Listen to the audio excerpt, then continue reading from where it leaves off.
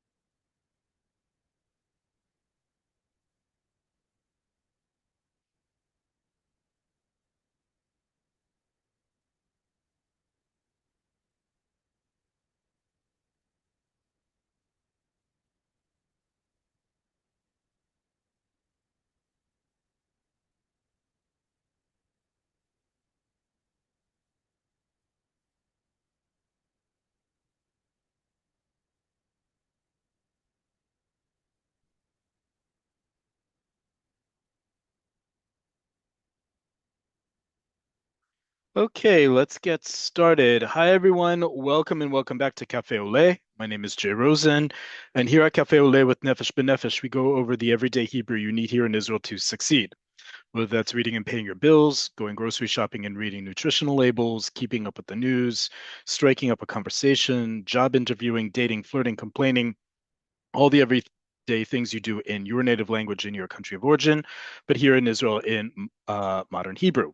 As always, we want to hear from you what topics you'd like us to cover. You can always be in touch with us by email at hebrew@nbn.org.il. That's Hebrew at nbn.org.il. If you're joining us live on Zoom, you could write to us in the chat box with any questions, comments, concerns, or topic requests you may have. You can also see all of our previous lessons up on YouTube. Just go to youtube.com, type in Cafe Ole. The first result will be a link to our playlist with over 200 past lessons, close to 40,000 views. You can not only subscribe to our playlist to get the latest classes there, you can like them, you can leave us a comment there, you can share them with others, and watch them, of course, at your convenience, totally for free. Finally, if you're joining us live on Zoom, we use the Q&A function for questions regarding the class we're about to start. Everything not related to today's class, we put in the chat. At the top of the hour, in addition to talking about our Wednesday conversation class, I'll also answer any questions you have in the Q&A. I'll only be looking at the Q&A, everything else in the chat. And for those of you who are joining us live, we just ask that you keep the chat to a minimum, which I'm going to address about last week in just a second. And please disable any AI bots that you use in other lessons. So before we get started, as I just said, I want to mention something that took place last week. Last week, we did our topic on how to read the news at any level. And I used for the first time the example of what we call push notifications. We, as in the whole world, calls them push notifications. Those are those messages that show up on your screen. They often interrupt whatever else you're doing on your screen. That's why they're called push notifications. They push through whatever you're doing, including any screensaver, anything else on your phone, to alert you to something.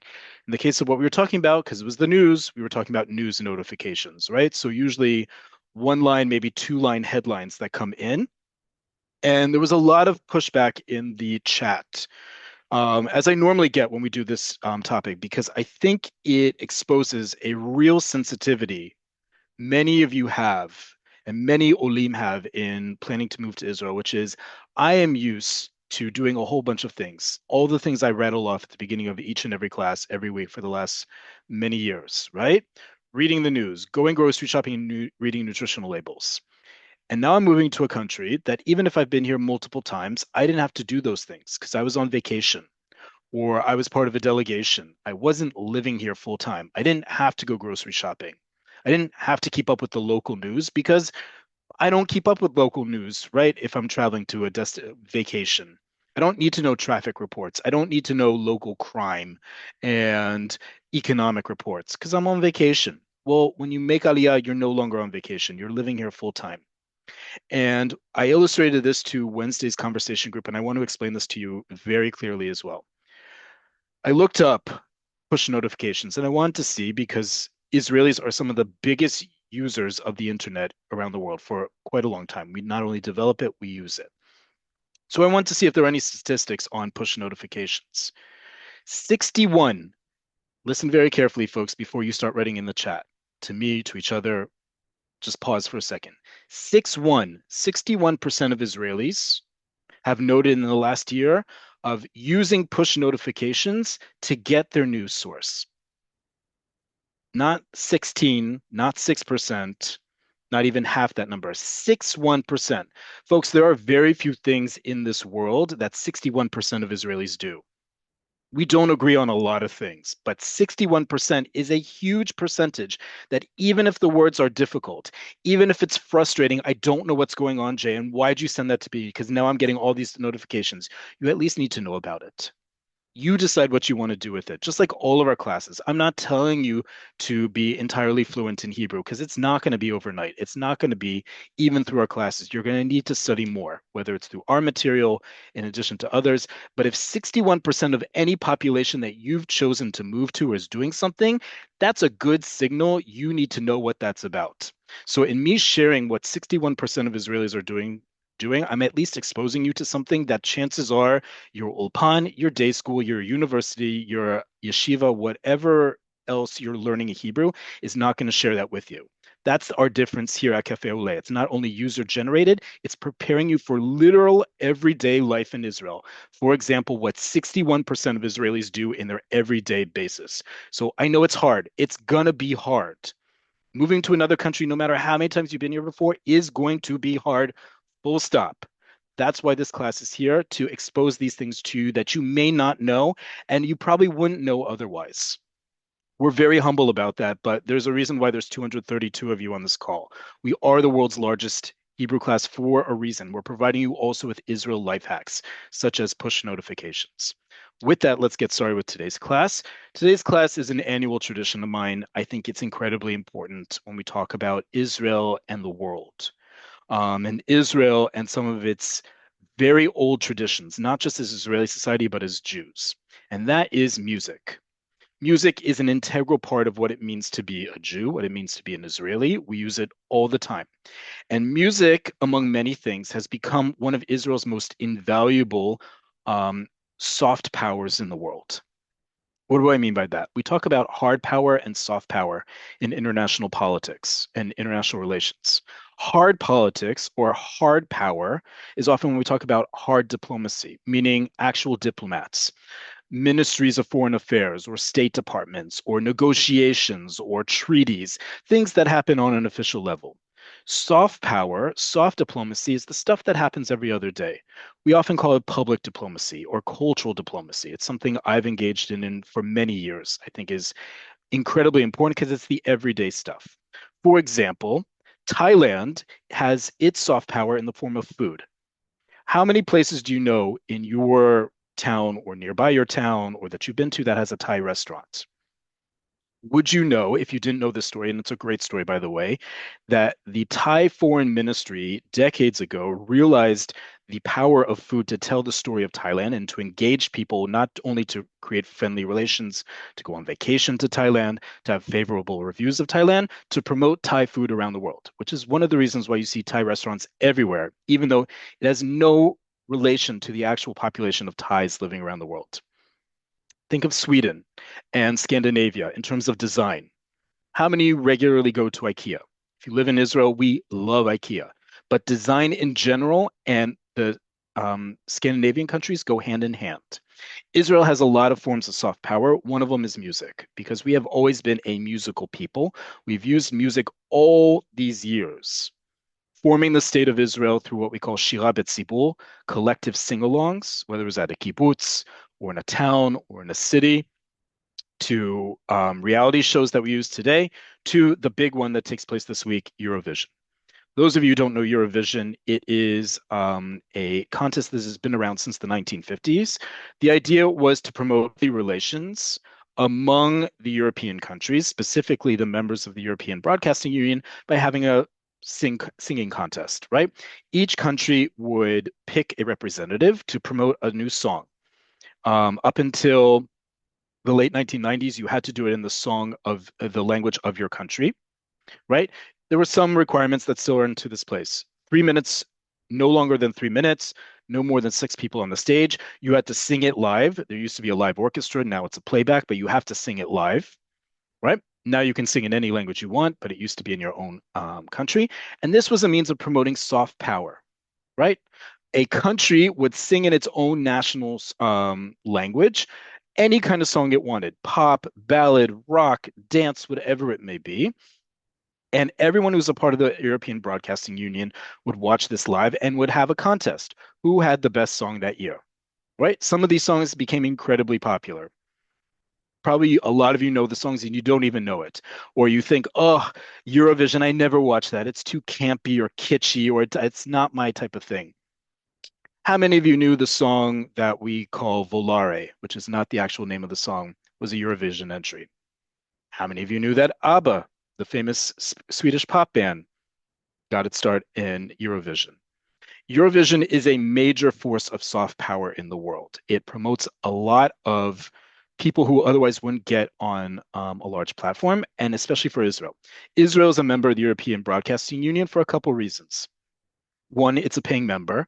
Any country can be a member of the union, broadcasting union. Number two, it's part of the territorial geography of the European Broadcasting Union, meaning all the countries of on the Mediterranean Sea can be a part of it, right? Because geographically, territorially, they receive shortwave and TV wave and radio waves from the continent. And number three, a country needs to have an independent, free public broadcasting station, right? So in the case of, for example, the United Kingdom, that would be the BBC. In Israel's case, it's now called Khan. It used to be Channel One. Now it's called Khan. That is Israel's public broadcaster. And that is the means by which Israel participates since 1973 in Eurovision. It's won 4 times. It's gotten in the top 5 for many, many years. And Israel uses Eurovision as a means of promoting Israel through soft diplomacy. We are definitely not liked in many places around the world, but a lot of people love us with our music. And it's not just through Eurovision, it's a lot of other musicians you wouldn't know about. I'm actually going to show you some examples tonight of things you may not have heard about or you didn't even think about being connected to Israel. So first off, this is going to have a lot of music. Those of you who even past Lag BaOmer going to Shavuot do not listen to music, I will tell you when the music is going on. There is some text involved, so you will need to mute yourselves. Otherwise, this is, I think, a very fun one. Israel is represented this year by Noam Bitan singing Michel, which is in French, Arabic, excuse me, French, Hebrew, and English. We're not going to go over the song itself. He's actually singing it tomorrow evening, and we wish him all the best and hopefully gets into the top. But remember, Israel does really well at Eurovision often. The last 2 years, for example, amidst all these controversies and reports that Israel somehow got out the vote in a way that's improper, Israel did everything right. Israel used the tools of the European Broadcasting Union and the rules of Eurovision to get into second place last year. Think about that.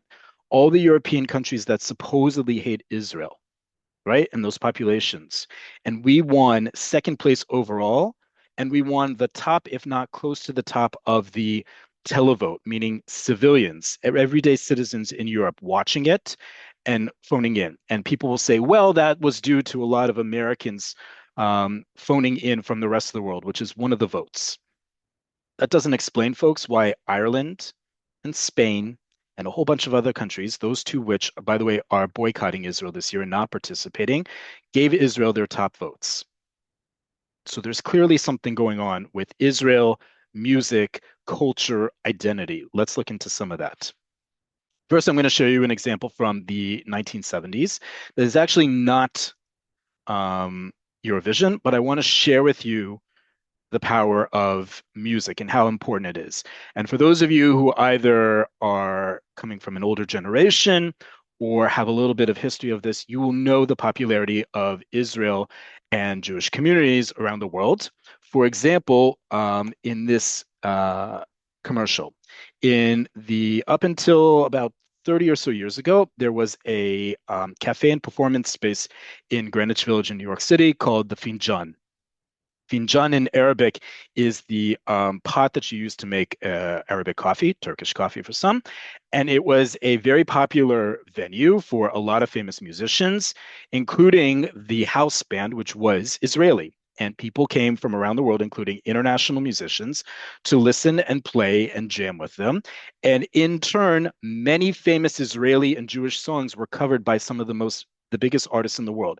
If you've never heard them before, I'll give you a short list in the recording of this. But I'm going to show you an example of how popular it was on TV. Music coming up for those who need to mute.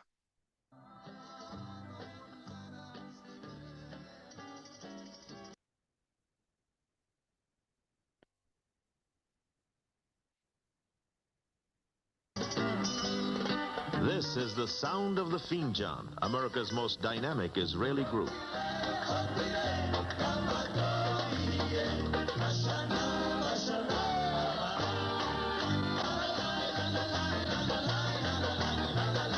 For years, the Finjan group has brought its music to thousands at their cafe and in standing room only concerts.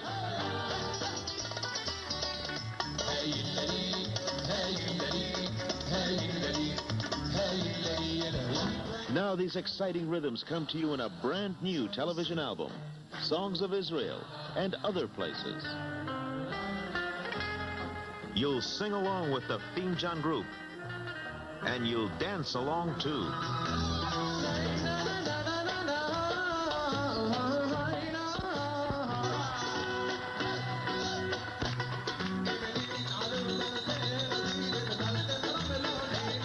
Stereo Review says you'll be swept off your feet by these astonishingly talented performers.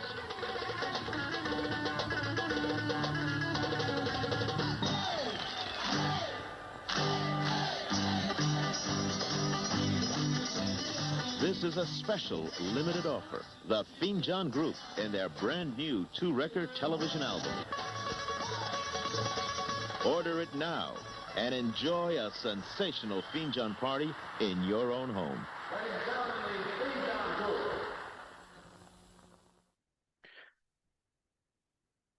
Okay, now think about that for a second. That commercial's from the 1970s. Imagining turning on the TV and you see a commercial for that. As a commercial, those of you who grew up in the United States, for example, you know those Time Life albums you always saw on TV. Imagine turning on the TV and you saw that commercial.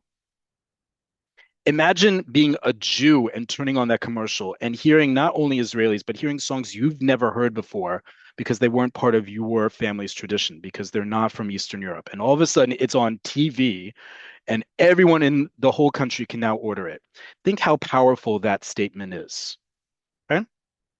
Think how much power there is in that. That isn't the same thing as military power. That isn't the same as commercial power or money or finance or anything like that. That's what we're talking about here. I want to zoom forward. Actually, I hope I have it open here.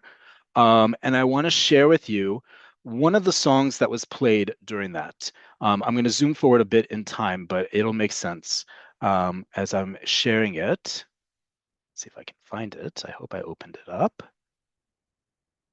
Cool. Is like I said, Israel won Eurovision in 4 times. The last time it won was in 2018. The winner gets the opportunity to host each year. So it's obviously a huge honor to host this major event. Hundreds of millions of people watch it from around the world. It brings in a huge amount of tourism. You can actually thank the last Eurovision folks, especially those of you who talk about there isn't enough English in Israel. You can actually thank the last Eurovision for making sure that all the signage in the entire state of Israel, especially here in Tel Aviv, but also in Jerusalem, north and south, is also in English.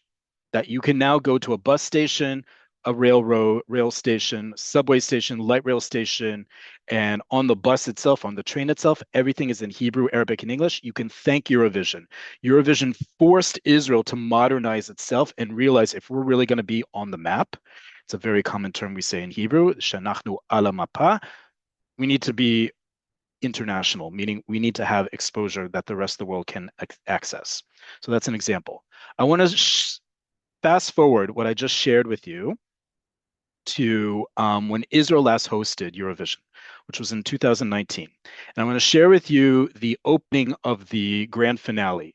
There's a whole musical montage at the beginning. It's beautiful. They obviously incorporate all the songs that Israel has participated with in the past, and and excuse me, and um, sharing off that it's Israel that's hosting. But I want you to listen very carefully to the beginning. We're not going to be able to watch, maybe if we have time, the whole introduction to the grand finale, which is what everyone watches if they're watching Eurovision. It's a beautiful thing. I'll share the whole thing with you, but I'm going to share with you just the beginning of it. Right? It's a whole intro. Netta Barzilai, who won in 2018 and was obviously one of the co-hosts, right? And they use the montage of or the homage rather, of a plane landing at Ben Gurion Airport, bringing Eurovision with you. I want you to listen to the first two songs that take place as this opening to probably close to 300 million watching this live on TV and online.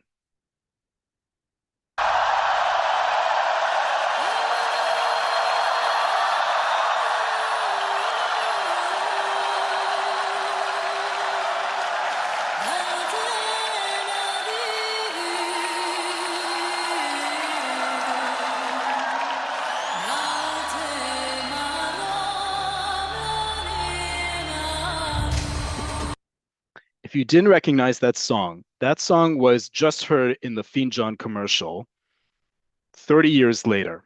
Excuse me, 40 years later. The song you just heard was Imni Nalu, a medieval poem written in Yemen. Okay, a religious poem written in Yemen by a rabbi that was then sung in the Finjan commercial by the group and is now being heard the version in the 1980s by Ofer Haza. Ofer Haza is one of Israel's greatest soft powers in its entire history. She was an incredible musician, an incredible voice. She was the voice of Yocheved, Moshe's mother in The Prince of Egypt. Her song is her singing in all sorts of languages. And here she is singing, even though she participated in Eurovision 1983, she's not singing that song. She's singing Imni Nalu, that medieval poem that became a dance white hit in the 1980s in Europe. Think of it. 300 million people are watching this, and this is how it's introduced through a Jewish religious poem. And what's the next song you can barely hear in the background?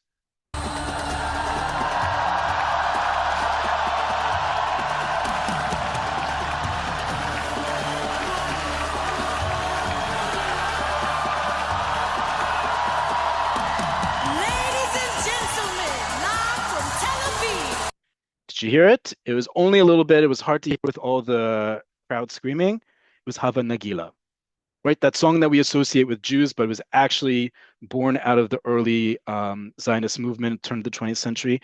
These are all to illustrate how important music is to identify ourselves and be identified in the rest of the world. and how crucial it is to have that conduit to the rest of the world because they are in turn are interested by us. I'm going to share with you a song today that was actually going to be a candidate for Eurovision in the 1980s. We've talked about songs throughout the year and in years past of Eurovision, and I highly encourage you to look at our YouTube channel. I want to look at least one song, depending on the time that we have today, and then listen to it. But this song was didn't make it to Eurovision. And it was still a big hit in Israel and in the Jewish world in general. And that shows how much overlap there is and how universal we actually are as a people. Let me first pull up the lyrics. There they are.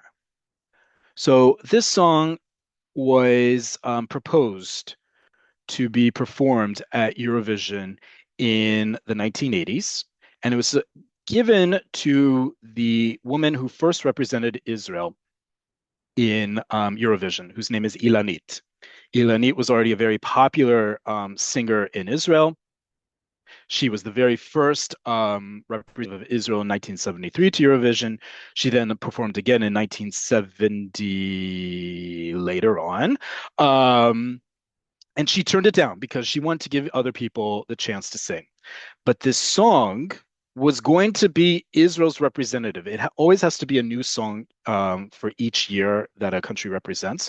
And this was written particularly to be a Eurovision entry. And I want us to look over the lyrics together like we've done in the past. We're going to do the Hebrew and the English together. Okay? I'm going to do verse by verse. And I want you to think about that the intended audience for this song was not Israel or not just Israel, it was all of Europe. And think this is the 1980s. What's going on with Jews and Israel and Europe in the 1980s? Right? So here goes the song. בלב הלילה שמעתי קול, זה קול אחי על נהרות בבל, תפילה אילמת לא מנוחמת אל ארץ ישראל. Right? As you see here, the English on the left. In the heart of the night, I heard a voice. It's the voice of my brother by the rivers of Babylon, a silent, inconsolable prayer to the land of Israel. Folks, if you haven't understood already the power of music, look at the power of the words here. This was going to be sung in Hebrew on an international stage because up until the late 1990s, you had to speak in Hebrew. Israel won 3 times with all Hebrew songs. So don't think language is a barrier, either for you learning or for the rest of the world to appreciate. Okay? And this was going to be the words, right? You already see a lot of words that you probably know, or at least are resonating something. Al Neharot Bavel, right? The beginning of a very famous psalm in the book of Psalms in Tehillim, Al Naharot Bavel, right? On the rivers of Babylon, by the banks of the rivers of Babylon, where we sat down and where we wept when we remembered Zion. You know it, right? Here it is in a pop song, 3 minutes long, and talking about Eretz Israel. This is just the tip of the iceberg of songs with this kind of lyrics that were performed at Eurovision throughout the years. מתוך האלם עלה קולו, לא שערה הייתה בו ולא אש, רק בללייקה בדמי הלילה וכל אדם לוחש. Within the silence his voice arose. There was no storm in it nor fire, only a balalaika in my blood tonight, and the voice of someone whispering, balalaika, balalaika, הושירי לי אם ישכחך ירושלים. בללייקה, בללייקה, עוד יישמע שירי בארץ ישראל. בללייקה, בללייקה, עוד יישמע שירי בארץ ישראל. Anything you have in your head regarding Israel, Jews, Judaism, Jewish tradition should be lighting up at this point. Big flashing lights, right? Hoshiri li im eshkachech Yerushalayim. If I forget thee, Jerusalem. The thing we say, not just from the same psalm that Al Neharot Bavel comes from, that we just mentioned, from the Tanakh, from the Bible, but what we say at every wedding, right? Od Yishama Shiri Be'eretz Yisrael. Od Yishama, another classic beginning of a wedding song, right? Right? Od Yishama Beharei Yehuda, Kol Sason, Kol Chatan veKol Kala, right? Kol sason v'kol simcha. May it soon be heard, my song in the land of Israel, as we have in these lyrics. Very important, an integral part of how Israel uses music throughout the world is it embeds in itself our thousands-year-old traditions, as well as melodies. Just like you heard Hava Nagila for that very brief intro to get the subliminal messaging of where you are and what's happening, so too here in the muse in the words. בלב הלילה לחשתי לו, את תפילתך שמעתי מן הבכי, אני שומעת, אני יודעת, אחי אתה אחי. In the heart of the night, I whispered to him, your prayer I heard out from the weeping. I hear, I know, my brother, you are my brother. The chorus continues with Balalaika, and then finally the last verse, בלב הלילה עודו נוגן, אבל אם בוקר ייעלם קולו, אז אקחנו ואשאנו אל העולם כולו. Balalaika, balalaika. Okay? Again, this was going to be sung on a larger stage. Ilanit passed on it. The song didn't get through that year, but the song became a big hit, right? What is it about? Well, obviously, the name of it sort of gives it away, right? Who uses a balalaika as an instrument or as anything around the world? Russian culture. We're talking about Soviet Jewry and the connection with them from Israel to the Soviet Union and vice versa, because we hear them, Zekol Achi al Neharot Bavel. It's the voice of my brother by the rivers of Babylon, the voice of my brother still in exile, right? And singing, if I forget thee, O Jerusalem, that they have never forgot their connection to us, to the land, and therefore we have not forgot our connection to them. A very powerful song that was meant for an international audience. Became a hit in Israel. We're going to listen to it. And with what time we have, we're going to listen to another example of using our traditions as Jews, as Israelis, as Zionists on the larger stage that is Eurovision. Let me open up the song. We're going to listen to it. And again, 3-minute song. It's meant to be pop, easy listening, or at least accessible, albeit entirely in Hebrew. And yet, right? And yet. Okay, share sound. Let's listen to the song.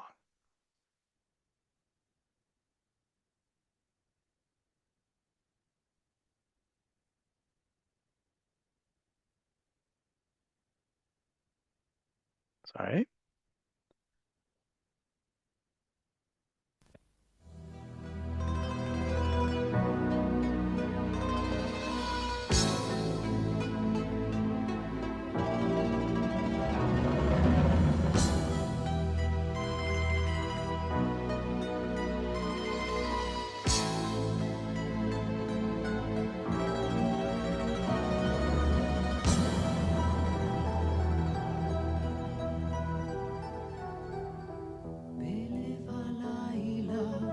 שמעתי קול, זה קול אחי על נהרות בבל, תפילה אילמת, לא מנוחמת, אל ארץ ישראל.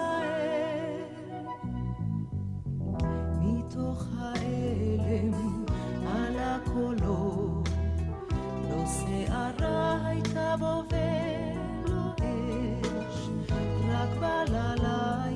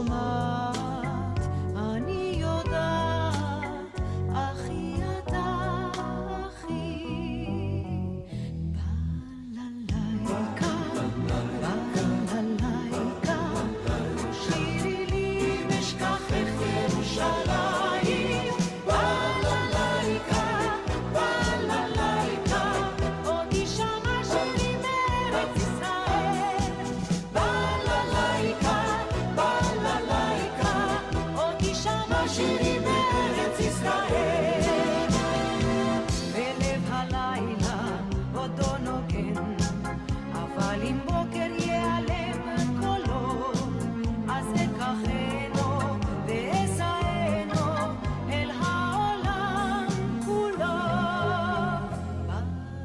בללייקה, בללייקה, הושירי לי אם אשכחך ירושלים. בללייקה, בללייקה, עוד תשמע שירים בארץ ישראל. בללייקה, בללייקה, עוד תשמע שירים בארץ ישראל. בללייקה, בללייקה, הושירי לי אם אשכחך ירושלים. בללייקה, בללייקה, עוד תשמע שירים בארץ ישראל. בללייקה, בללייקה, עוד תשמע שירים בארץ ישראל.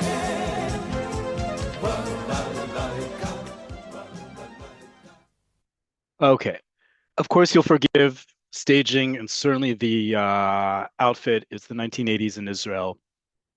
Yeah, you do with that what you will. And this song didn't even make it. And there are a lot of songs in Israel because there's a whole process in which a song is picked. In the 1980s, there was a whole TV show called Kdam Eurovision, similar to the reality shows we have today that pick the representative of Israel in other countries. And a lot of those songs that didn't make it to become Israel's official entry became hits among themselves. We've actually gone over one of them before called Halevai. Other songs, for example, one that literally turned 40 this year, as it didn't make it in 1986, called Shvila Brecha by famous singer Rita. Zodiac, so many songs that made it, that became part of the Israeli canon, that were in the entry to become it. Let's look at an example right now in the time that we have left. We're going to look at least one more example, maybe two. 1991. Okay, we're not the 80s, we're not the 70s, it's the 90s. It's particularly 1991. What happened in 1991? The first Gulf War, right? Israel had been attacked at the beginning of the year, not necessarily on everyone's hot list. It was also after the first Intifada. It's the beginning of the Oslo process. Everything is up in the air.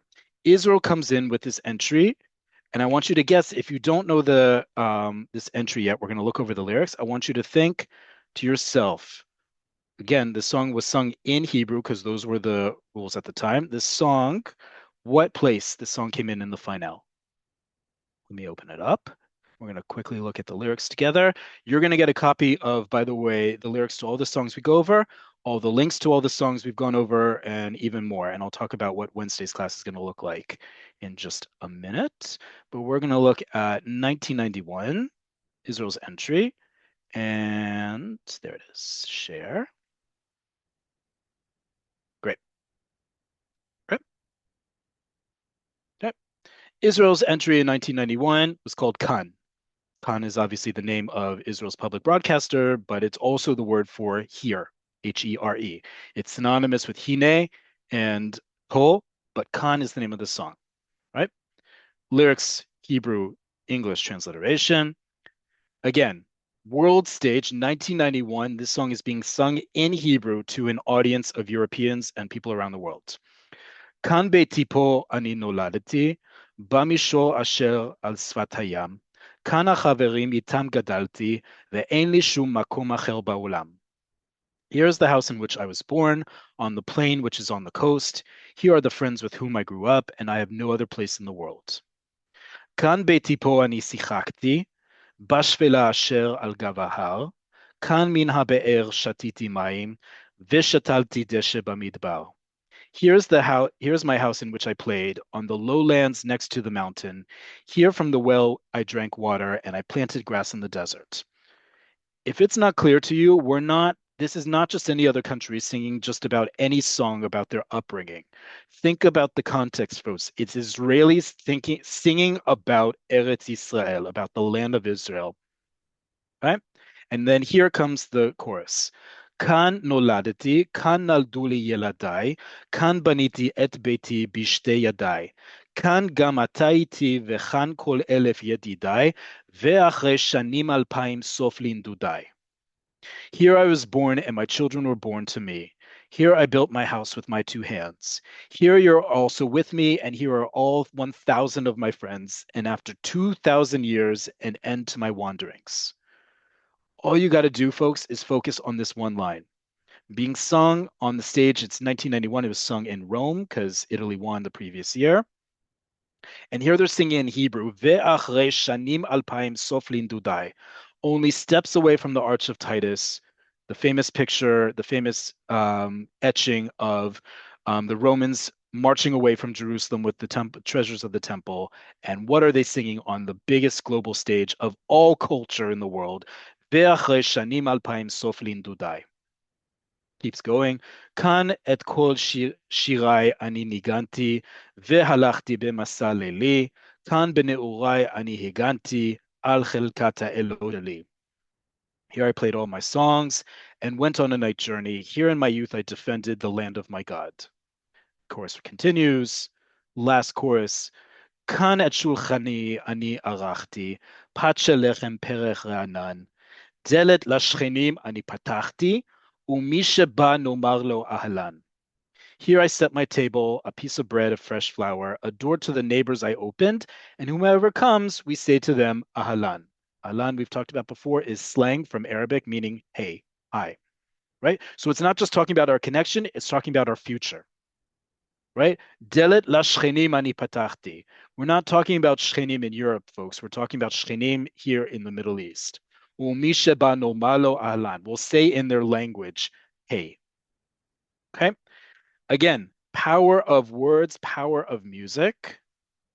We're going to watch the live performance, and I want you to still think what place this came in. In the grand finale, all the European countries and Israel, what place did this come in?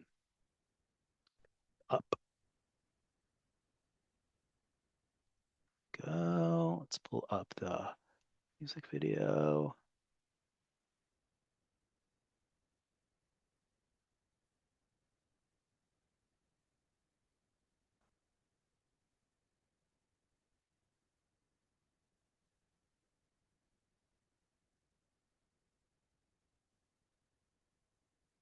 Questa bella canzone di Sergio Endrigo.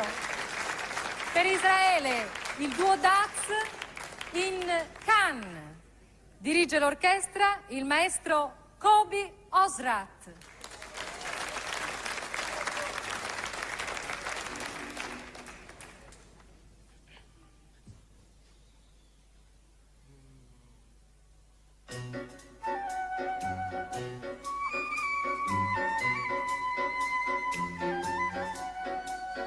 כאן ביתי פה אני נולדתי, במישור אשר על שפת הים, כאן החברים איתם גדלתי, ואין לי שום מקום אחר בעולם, אין לי שום מקום אחר בעולם. כאן ביתי פה אני שיחקתי, בשפלה אשר על גב ההר, כאן מן הבאר שתיתי מים, ושתלתי דשא במדבר, ושתלתי דשא במדבר. כאן נולדתי, כאן נולדו לי ילדיי, כאן בניתי את ביתי בשתי ידיי, כאן גם אתה איתי וכאן כל אלף ידידיי, ואחרי שנים 2000 סופרים גדודיי. כאן את כל שיריי אני ניגנתי, והלכתי במסע לילי, כאן בנעוריי אני הגעתי, על חלקת האלוהים שלי, על חלקת האלוהים שלי. כאן נולדתי, כאן נולדו לי ילדיי, כאן בניתי את ביתי בשתי ידיי, כאן גם אתה איתי וכאן כל אלף ידידיי, ואחרי שנים 2000 סופרים גדודיי. כאן את שולחני אני ערכתי, פת של לחם פרח רענן, דלת לשכנים אני פתחתי, ומי שבא לומר לו אהלן, ומי שבא לומר לו אהלן. כאן נולדתי, כאן נולדו לי ילדיי,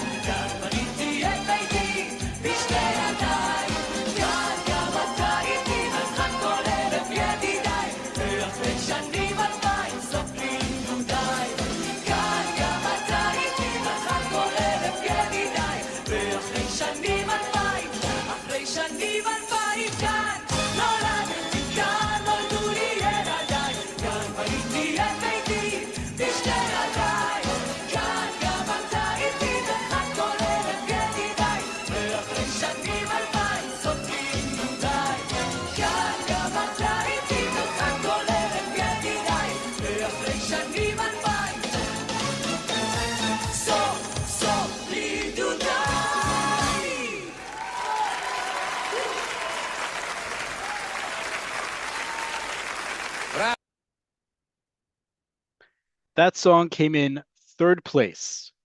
Third place, folks, in Europe. What are they singing about in Hebrew? One of the most Jewish, Israeli, and yes, Zionist songs, and it came in third place.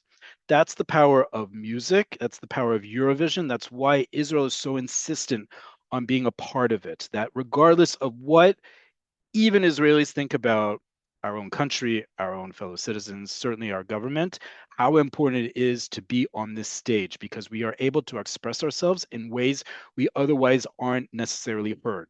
Certainly diplomatically, maybe financially, maybe politically, militarily, whatever it may be, but musically, culturally, we're hitting something almost every time we perform and we're honest to ourselves. That song, for example, came in number 3. Number 2, 2 years in a row in the early 80s were two songs you've probably heard of that we've gone over before. One is called Hora, right? And it's a beautiful tribute to the land of Israel. And the song before that, Chai by Ofa Chaza, that same woman I talked about with that song at the beginning of the 2019 show here in Tel Aviv. She came in second place with the song Chai. Many of you know the song. Many of you know new renditions of it. I'll obviously share those links with you, but we also have a whole lesson on that before. Incredibly important use of soft power, like I talked about, to the rest of the world that clearly resonates. We have time for one more song. I'm not going to give you the lyrics of the song because I want you to just experience this. The staging is not great. It came in seventh place, which is still very respectable. It came in seventh place in Ireland in the late 1980s. The song is called Ben Adam, person, human. And it was sung by Yardena Arazi. Yardena Arazi was one of the biggest singers of the 1980s. Her and Ofa Chaza had this supposed rivalry of who was the top female singer in Israel. And she's performed several times, both in the entries to Eurovision for Israel and in 1988 itself. You don't even need to listen to the lyrics potentially, although there are references to the prayer book in the actual lyrics. I want you to listen to what the music sounds like and what it reminds you of. And then I'll take some questions and talk to you about Wednesday's class.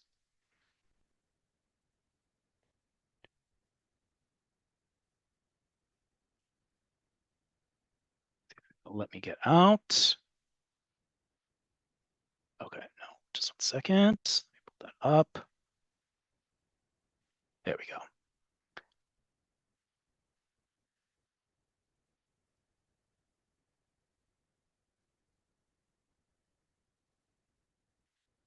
So I have it open elsewhere, which I might. There it is. Okay. One last song, and then I'm going to take your questions in the Q&A. Like I said, I'm not giving you the lyrics for this. I just want you to listen to it as a European non-Jew would listen in the audience and what you think of this song, but also putting on your Israeli, your Jewish, your Zionist, your Hebrew learning ears to listen to this song.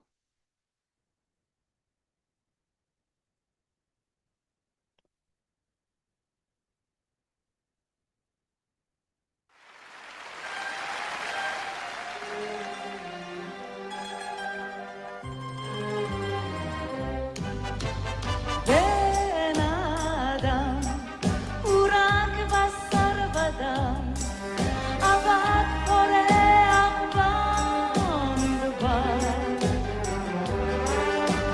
בן האדם בדרך העולם, כצל עובר החרס הנשבר. אדם הוא רק אדם ולא יבוא לילות, ואין אדם מושלם בכל המעלות.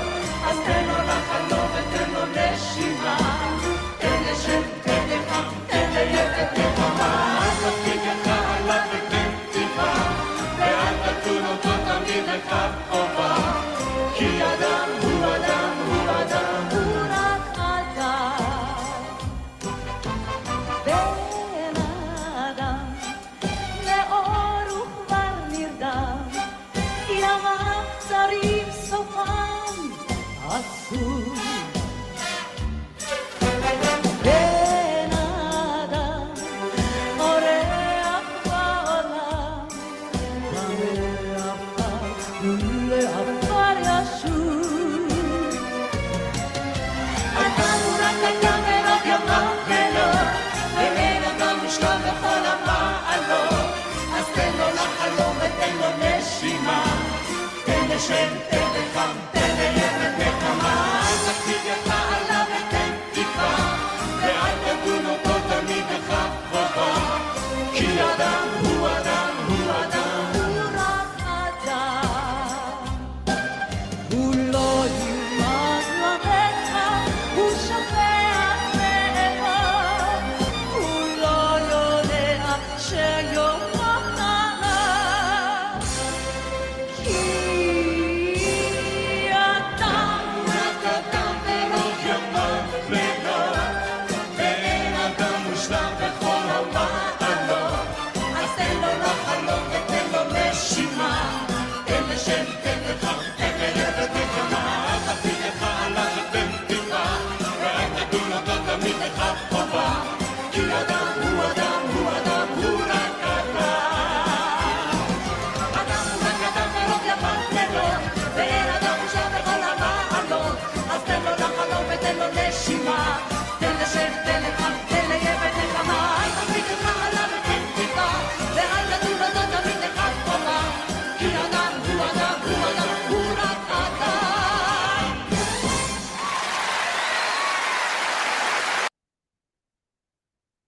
Sounds familiar, right? Maybe a Jewish prayer that you know? Maybe a version that was actually created in Israel, a tune? That's, again, without having to say anything. Obviously, it had to be a new song because that's the rules of Eurovision. But all of a sudden, on a global stage in Ireland, of all places, they're essentially singing Adon Olam. Adon Olam Asher Melech HaTerek HaYisrael. It sounds the exact same on purpose. All these songwriters are some of Israel's most important songwriters. The musician, the lyrics, the music, top names are creating these songs because they understand the importance, not just to the Israeli audience, but in explaining Israel to the rest of the world. That's the power of this. In Wednesday's Cafe Oleh conversations, which I encourage all of you to join, you're going to have conversation prompts that talk about that one song by Lalaika we saw. Do you think it was an appropriate song? Would it have been an appropriate song to be on the Eurovision stage? Do you think songs like the ones we saw need to always be there? Is it in Israel's interest that it's always a song that embeds Israel and Judaism in it, or can it be just a regular pop song? Right? That's going to be part of what we talk about on Wednesday, open to all levels. Next week is our last session of the spring session. We're going to talk about the next big holiday, which comes up the end of next week, Shavuot. And as I've done in the last few years, I'm going to postulate. I'm going to give you all something that may sound a little controversial, but the longer you live in Israel, the more you understand how Shavuot, at least in our modern times, is an incredibly Israeli holiday. Despite it being a biblical holiday, it is incredibly Israeli. And we're going to look at some examples of how it's become so Israeli while also getting prepared for the holiday itself. I'm going to take a few questions in the Q&A. Any questions you have, get through as many of them.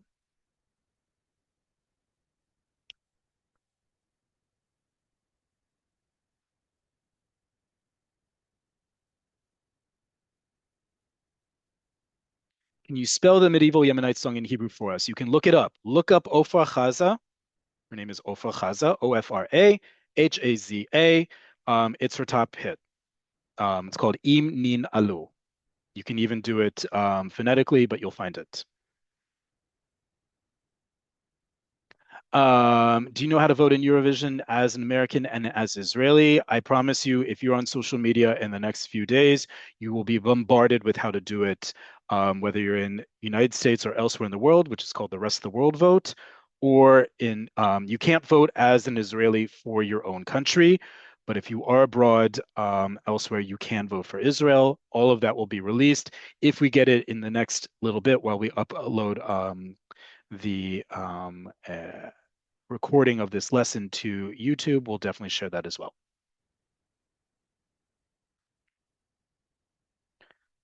Who is the singer singing by Lalaika? Like I said, her name is Ilanit. She is the first representative of Israel to Eurovision and was subsequently in it as well. Um,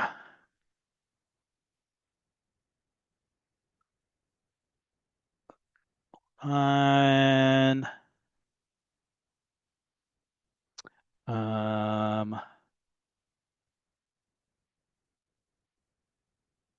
okay. I noticed their Reish sounds like a rolled Spanish, Arabic. When did that change in public space, piecing media? In modern Hebrew, I usually hear the guttural R. Great question. There's a lot of, we've talked about this before. And there's a great, actually, video from Khan, the same public broadcaster that brings us Eurovision. In modern Hebrew, there are two standardized versions of the letter Resh. You can either say it like this, Resh. You can say it like Resh. Those are the two accepted ones. The one that many people with an English, especially American English accent, will say Resh. That is obviously not standardized, but obviously acceptable because everyone has an accent in Israel. Resh and Resh are the two most acceptable. It used to be that Hebrew, modern Hebrew, especially on TV and radio, you had to go through a whole process of being approved to be a newscaster. Whether you were narrating the news or conveying the news, you had to speak in a certain accent. It's very similar to what we call in English-speaking countries Mid-Atlantic English, which is neither American nor British English, but somewhere in the middle, so that both audiences could understand. So too in Israel. And there was an argument for a long time, which one should it be? Should it be the Resh of many Mizrahi communities, of many Middle Eastern communities, or should it be the Resh of the Sephardi population in the turn of the 20th century Jerusalem, upon which a lot of our current pronunciation of modern Hebrew was based? The decision was to include both of them. Originally, proper high-level Hebrew had a resh, but as more and more people spoke with a resh, that simply has taken over. You will hear both. Absolutely. What do I think about this year's approach? More upbeat male singer. So we haven't had a male singer in several years. The last 2 years we had females who placed very high. I think it's saying to the world that Israel is not going to draw on October 7th, just like the last 2 years of entries did, to represent itself. We still have a lot more to share. And Noam Bitan, being the child of immigrants from France, who in turn came from North Africa, comes with a very indigenous sound. Both it sounds very universal, the style in which he brings, but it's also very Israeli, very Jewish at the same time. I think they were looking for a little bit of diversity. Also understand that the audience is becoming increasingly um, questioning of Israel. Our last 2 years were written by the same female songwriter, Keren Peles, who herself is a female musician, and they've subsequently banned that as a rule. So a lot of restrictions have been placed specifically on Israel. So all the more reason to shine through and show that we don't need to do the same format, even though the last 2 years were different songs. We can do something different and still place high. Israel's still vetted in all the betting odds to place very high. Um, so we give, as we say, Sheyelo ba'atzlacha. We wish him a lot of luck. Tomorrow is the first semifinal in which he's going to sing. If he gets through, he will then perform again in the final on Saturday night. So we really hope so. Any discussion of Israeli music centered around this old central bus station? We have talked about Mizrahi music as we have done with many lessons on music for now 7, 8 years with Cafe Oleh. So I encourage you to go back to our previous lessons because, of course, we have talked about all different facets of Israeli music, including kasetot mitachana merkazit, and we will obviously talk about them again. But calling it incomplete would be a disrespect to all the different types of music that represent Israel throughout the years, including on major stages like Eurovision. So with that, toda rabah, thank you all for joining.